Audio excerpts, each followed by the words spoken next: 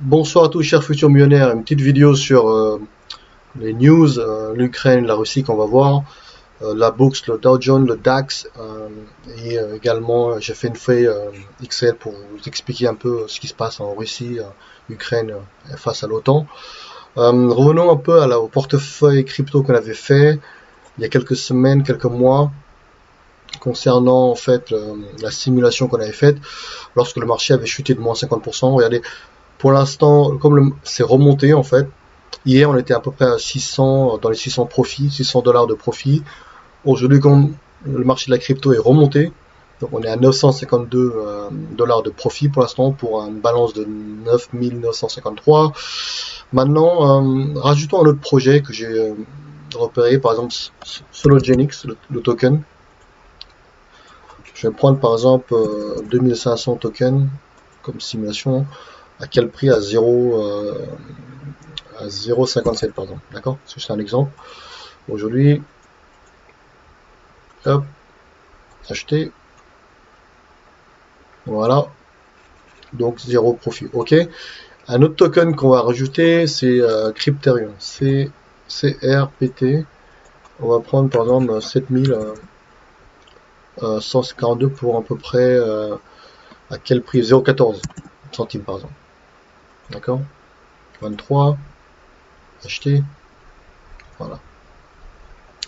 Crypterion en fait, c'est quoi? C'est comme Cryptocom, hein, c'est l'équivalent à peu près Cryptocom.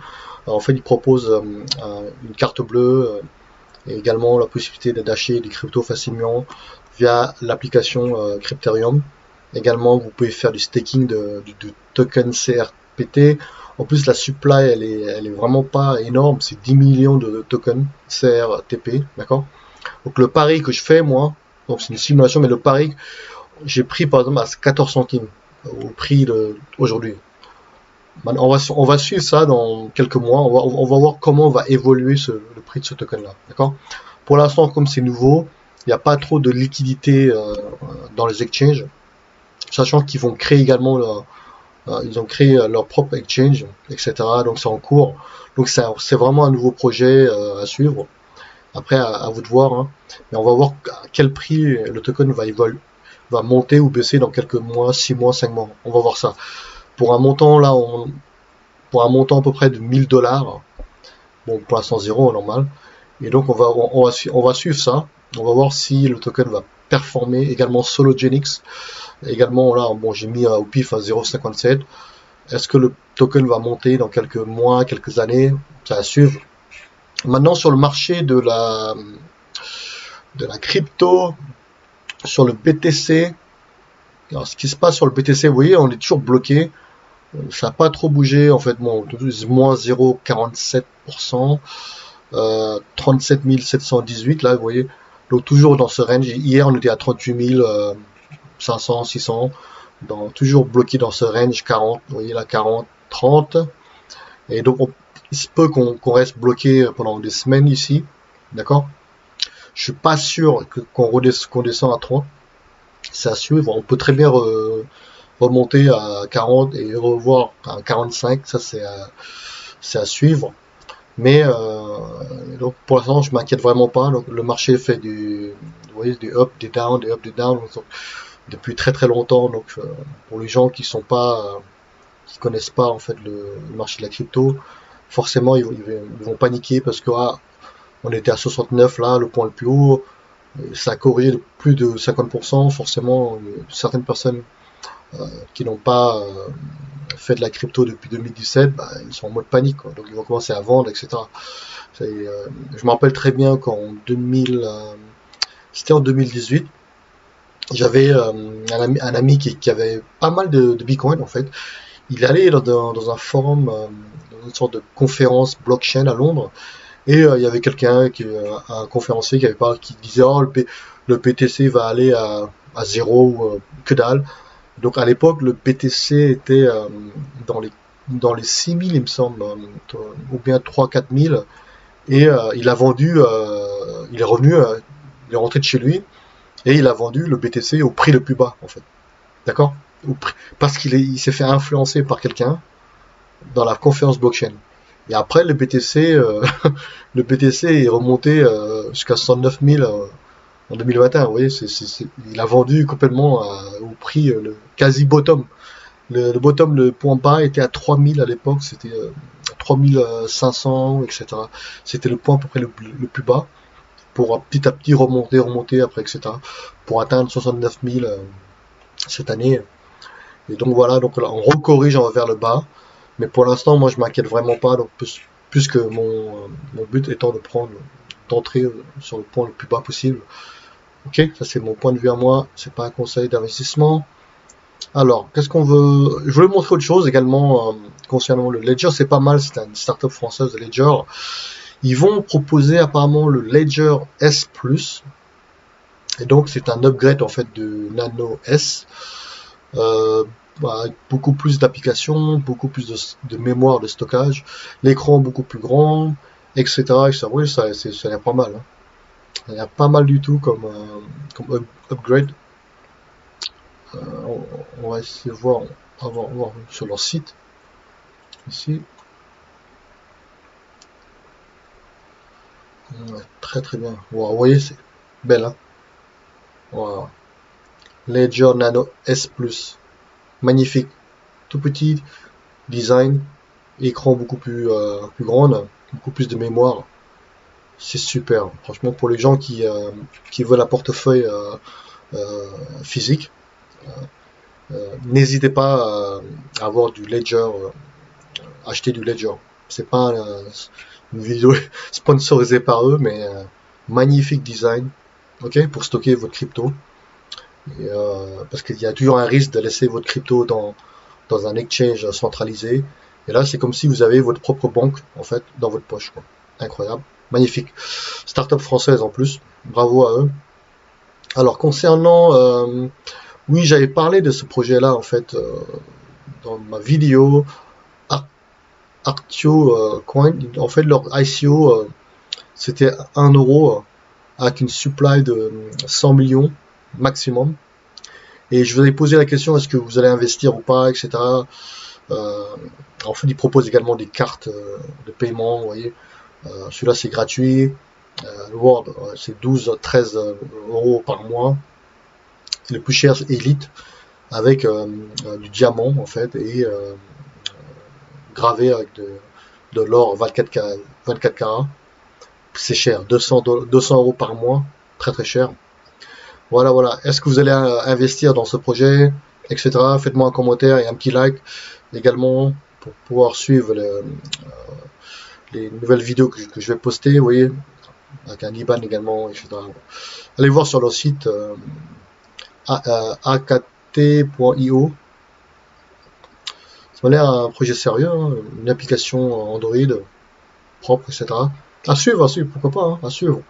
Faites votre propre choix, votre propre recherche également. Hein. D'accord. Les ICO c'est très risqué, mais ça peut aussi être jackpot si le projet cartonne, comme Crypto.com. Ça va être en fonction de leur marketing, etc. Maintenant, revenons un peu la Russie, l'OTAN. Alors, la Russie, l'OTAN, l'impact, ça impacte vraiment la bourse également aujourd'hui. Hier, c'était montagne russe également. Aujourd'hui, pareil, boom, boom, up, down, vous voyez, la Bitcoin. Sur le Wall Street de Dow Jones, également, là, ça a dévissé quand même de moins 400%, à peu près, 400 points à 500 points aujourd'hui. Ça fait des up, des down. Hein. C'était une montagne russe, en fait, c'était moins 100 points, plus 200 points. Pour la fin de la journée, j'avais un peu suivi, c'était moins 400 à 500 points le Dow Jones, ça a dévissé. Et donc on était à 33 800, bien chuté là, à plus de, ouais, on a bien chuté là. Ouais, là on arrive à 33 144 points. Dow Jones a pris cher hein, aujourd'hui également. Le DAX allemand 40 également a dévissé. Regardez. Le point le plus haut était, ouais, on était presque dans les 15 000, hein, 14 900 pour dévisser il y a 14 516, plus de 400 points, c'est complètement dingue aussi. Et donc ça continue. Demain, ça sera la même chose, up, down, up, down. Incroyable. Alors, j'ai fait une feuille Excel pour vous montrer en fait, expliquer un peu ce qui se passe en fait en Russie, l'OTAN et les États-Unis en fait. Pour comprendre ce qui se passe en Ukraine, Russie et l'OTAN, il faut en fait, en anglais, ils disent en fait follow the money. Il faut suivre l'argent, en fait, pour comprendre. D'accord? Tout est une histoire de géopolitique et d'argent et d'influence et également de gaz, etc. Vous voyez, c'est de la géopolitique. Et là, on va voir, regardez, la Russie, l'économie russe n'est pas vraiment en grande difficulté, d'accord? Parce que regardez, la Russie est en surplus, en fait, ils exportent beaucoup, d'accord? Ils exportent le pétrole, le gaz, ils ont beaucoup de gaz également, eau d'export, import, en fait, ils ont beaucoup plus d'export que d'import. Donc c'est un surplus, en fait. Et en termes de, pour comprendre ce qui se passe, c'est que le dollar est une monnaie internationale, et donc ils émettent de la dette, des obligations américaines très connues qui s'appellent US Treasury. Ok, donc et beaucoup de pays en fait investissent dans des obligations américaines parce qu'il y a des rendements, il y a des taux d'intérêt, etc. Comme si une valeur sûre, pardon, c'est comme si comment dire, c'est une obligation américaine bien cotée, etc. Alors le premier détenteur des US Treasury, c'est le Japon, d'accord. Là, vous pouvez voir en haut le Japon. En deuxième, la Chine. En troisième, United Kingdom. Et en quatrième, je découvre Luxembourg. Luxembourg détient de la dette américaine. Hein. L'Irlande également, la Suisse, les îles Caïmans également, Brésil, la France également, Taïwan, Hong Kong, la Belgique, l'Inde également et Singapour. Vous voyez. Et en fait, on se rend compte que la Russie, je crois que la Russie est beaucoup plus loin. Elle détient également, mais des obligations américaines, mais sauf qu'elle se débarrasse en fait. D'accord. Ils ont une politique de dédollarisation, de se débarrasser du dollar en fait. Comme la Chine également qui se débarrasse du dollar, également du US Treasury. D'accord. Ils veulent plus dépendre en fait que du dollar. Ce qui est logique. Et là, regardez, sur cette courbe, là vous pouvez voir que la Russie se débarrasse en fait de la dette américaine. D'accord. Vous voyez, boum boum. Et là vraiment ça, ils vendent. Donc ils se débarrassent vraiment du dollar en fait. Et qu'est-ce qu'ils font avec du dollar? Eh ben ils vont acheter quoi? Ils vont acheter de l'or. Il y a la Russie en fait, ils donnent USD pour acheter de l'or en fait. Comme la Chine, comme l'Inde, la Russie, le Brésil achètent de l'or en fait. Parce que c'est une monnaie, ils savent très bien que c'est la vraie monnaie qui permet d'adosser à leur monnaie papier. C'est une valeur sûre, l'or, d'accord. Tout le monde sait que c'est la vraie monnaie. C'est pour ça que toutes les banques centrales achètent de l'or. Et donc, se débarrassent de la dette, en fait, de la monnaie, la dette en papier, US Treasury. Là, vous voyez bien, là. Et donc, en termes de dette, regardez, en termes de dette, la Russie n'est pas aussi endettée que les pays occidentaux, d'accord. La dette, elle n'est pas non plus délirante en Russie. Là, vous voyez très bien, là. J'ai tout mis en dollars, en fait, hein, c'est pour simplifier la comparaison. La Chine également n'est pas super endettée comparée aux pays occidentaux. Et là, en fait, aux États-Unis, la dette américaine, je pense que c'est dans les 30 000, là, me semble maintenant, mais 21 178 milliards. Milliards, vous vous rendez compte? United Kingdom, pareil, c'est énorme dette, 2380 milliards.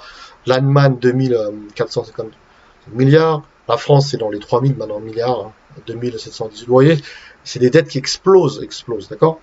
Et donc, je fais pas de la politique, moi. Je suis là juste pour vous montrer qu'est-ce qui se passe. En fait, il y a une lutte d'influence. Les Américains contre la Russie, d'accord. Parce que ce qui se passe, c'est que normalement, ils avaient signé un traité avec la Russie, l'OTAN, etc. Et la Russie avait dit de ne pas, en fait, avait dit à l'OTAN de ne pas s'agrandir, en fait, d'aller vers l'Est, en fait. Et ce qui est le problème, c'est que l'OTAN n'arrête pas de s'agrandir, de prendre d'autres pays. Et en plus, l'OTAN veut faire entrer l'Ukraine dans l'OTAN. Forcément, ça va pas plaire à la Russie. Ils avaient signé un accord disant que l'OTAN ne doit pas s'agrandir beaucoup plus parce que la Russie va se sentir en danger. D'accord? Donc c'est la géopolitique. En tant que Russes, ils vont protéger leurs frontières. D'accord? Surtout qu'il y a une minorité à l'Est, en Ukraine, qui est pro-russe. C'est des Russes. Forcément, ils sont pro-russes. Vous voyez, donc c'est compliqué, c'est la géopolitique. Voilà, c'est pour vous montrer que il ne suffit pas d'écouter la propagande occidentale, également la propagande russe. Il faut écouter, il faut faire un mix des deux en fait, d'accord? Comme ça, vous pouvez avoir deux visions des choses. Et souvent dans les pays occidentaux, c'est propagande anti-russe, tout le temps anti-russe. Sachant que maintenant les gens ont des réseaux sociaux, peuvent se renseigner d'eux-mêmes, la propagande ne fonctionne plus, d'accord? Et elle fonctionne si vous regardez tout le temps le journal de 20 heures, sans chercher à avoir d'autres sources d'infos. D'accord? Voilà, c'est pour vous montrer qu'il est intéressant d'analyser la situation. Moi, je suis pas pro-américain, je suis pas pro-russe. C'est juste pour vous montrer la géopolitique qu'il ne faut pas écouter que les médias occidentaux. Il faut voir le point de vue russe. Pourquoi la Russie veut défendre une partie de l'Ukraine, l'Est en fait, c'est des régions séparatistes en fait, pro-russes. Voilà. Donc c'est des minorités qui étaient là depuis longtemps et ils parlent russe, pro-russe, etc. Donc du point de vue russe, ça peut se comprendre, d'accord? Je cherche pas, moi je suis neutre hein, dans l'affaire. C'est pour vous montrer que c'est compliqué comme situation. C'est aussi une guerre économique, d'influence, etc. Le dollar perd petit à petit son pouvoir parce que la Chine, comme la Russie, se débarrasse du dollar. D'accord? Ils ne veulent plus financer la dette américaine. Donc ils se débarrassent du US Treasury, etc. D'accord? Nous, en Europe, on est toujours, comme on est dans l'OTAN, la France est dans l'OTAN, on était sortis, Sarkozy nous a fait rentrer dans l'OTAN. L'OTAN, c'est quoi? C'est géré par les Américains. Donc forcément, on dépend des Américains. L'Europe n'a pas une armée européenne, d'accord? C'est l'OTAN en fait qui est derrière. Ouais, donc c'est compliqué. C'est juste pour vous montrer la lutte, la géopolitique en fait entre l'OTAN et la Russie, etc. J'espère que vous avez aimé cette vidéo. Faites-moi un petit like également. N'hésitez pas à suivre ma chaîne. Si vous avez des questions, envoyez-moi un email. Passez une bonne soirée à tous. Au revoir.